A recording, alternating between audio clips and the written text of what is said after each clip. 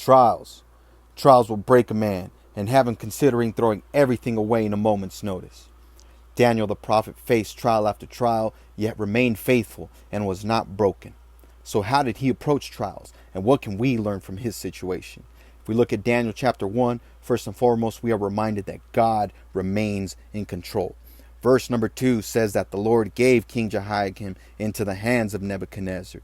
So we can see that from the beginning, the Lord was in control of this trial that Israel was facing, which was in turn affecting Daniel.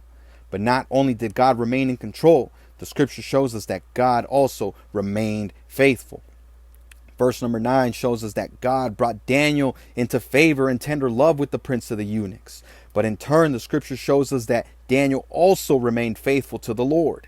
Verse number 8 says that Daniel purposed in his heart that he would not defile himself with a portion of the king's meat, nor with the wine which he drank. Many times God's blessing in the Old Testament was conditional. And although we have the promise of eternity now, the scripture constantly reminds us that we must also remain faithful. 1 Peter chapter 1 verses 15 to 17 reminds us that we must be holy because God is holy. 1 Thessalonians chapter 5 verses 19 to 25 reminds us that we must not quench the spirit and hold fast to that which is good, so that we may be preserved blameless.